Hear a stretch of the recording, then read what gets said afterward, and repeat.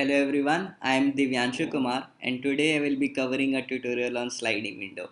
Now from the name, if you are thinking it is some kind of a window, then actually it's not a window. Sorry, poor joke. Okay, so basically sliding window is so in this tutorial I will be dividing this tutorial into two parts. In part 1 I will be covering theory.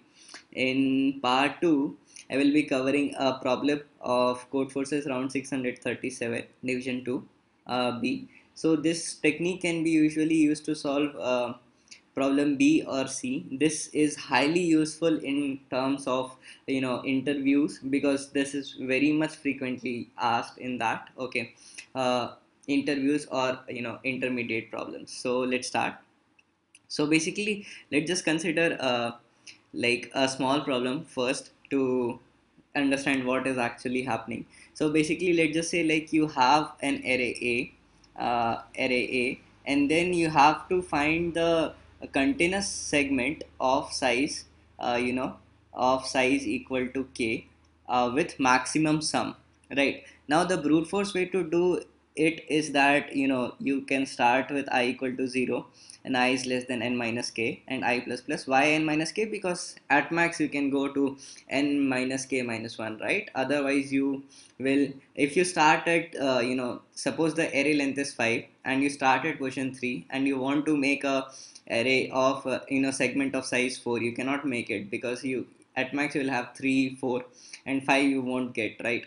uh, so basically that's why you can at max start from 5 minus 4 equal to 1. So basically that is the max range to start. Okay, so basically that, and basically then just we are trying to do is calculate the sum of that segment. So I am initiating a sum equal to 0, and then from j equal to I to I plus k, I'm just adding all the values and then I'm just computing the maximum. Now the complexity of this approach is O of n into k, right? So if both n and k are large, so you will result in n square, right? And that in most cases won't pass. Okay, so basically then what is the better approach? So if you see here, we are doing much of a repeated work. How to avoid that? So basically let's, for that we will be using sliding window. Why sliding window? Because let just consider that we have an array of size 1 2 3 4 5 and 6. We have array of size 6, and then we are calculating the window of size 4, right? So basically you are iterating these arrays, these numbers for the first time. For the second time you will be iterating these numbers. For the third time you will be iterating these numbers. Exactly, see, so basically you are doing repeated work a lot. So basically this section you have already computed in the previous part, and similarly for this part you have already computed this part, the previous one in the previous section. So how to use the previous result to actually get to the to the future result, to how to avoid this extra computation which we are doing again and again. So simply if you see here, we are just shifting our window by size 1, right? Each time we are just shifting by one place, right? And the right pointer also shifted by just one place. So basically the points which were not covered in the previous one are added in the next one. So basically what we can do is just maintain two pointers. First we can just calculate the first sum of sum of the first k elements, right? First k elements. And then basically we can do is to maintain two pointers, left and right, right? Left will point to the element which has to be deleted from the previous result, and the right will point to the element which has to be added to the previous result to get the new result, right? So basically what we can do is, and this part will be common again, right? Because like this is already there, you just okay, let me just erase some part of it so as it I will make myself more clear, I guess. Okay, yeah, right. So basically suppose this four elements were to be considered in the first element. Now when I'm finding the second result, then basically what I have to do is subtract this one and add this 5, right? So basically I have to subtract this L and add this R, right? And similarly to this previous result, then I will get this second result.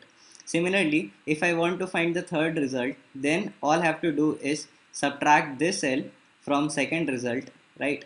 And add this 6 to my result, right? So L and R. So basically what I am trying to do is subtracting left, adding right, and then incrementing both pointers, because both pointers will shift to its right? One, you know, one place by one places each time. And then what we can do is just max sum equal to max of max sum and t sum, you know, the temporary sum what we are talking about, or the window sum, right? That window sum is denoted by t sum here. Okay, you can use w sum denoting like window sum maybe, and then max sum will be your final answer, right? So this was all about sliding window. So basically what in the gist I can tell you is just shifting one place at a time and using previous result for the next one, right? That will help you a lot. Okay, so let's see how we can apply this in Codeforces problem B in the second part of the video. If you have any doubts in this theory section, do mention them in the comment section below. Do subscribe to my channel for more such content, and yes, do share it with your friends. Like one thing I would like to tell you is, when you are trying to improve in competitive programming, right? If your friends and you are at same level, means like suppose you both are doing till C and then you're striving for the fourth problem, right? Then it will help you get a sense of real competition, because like you know, if your friend makes D, then you will be thinking like, okay, I can also make D, right? So, or if your friend is at B and you have solved C, right, you won't even think like, okay, let me go and solve D as well, because you will be thinking like, I have already outsmarted them, right? And don't think that. So basically that's why, you know, if your friend is lacking, you know, you should help him as well, because you know, we should help each other, and then only we can, you know, continuously improve. So do share this video with your friends uh, who you know, who wants to learn as well, right? Thank you. Happy coding.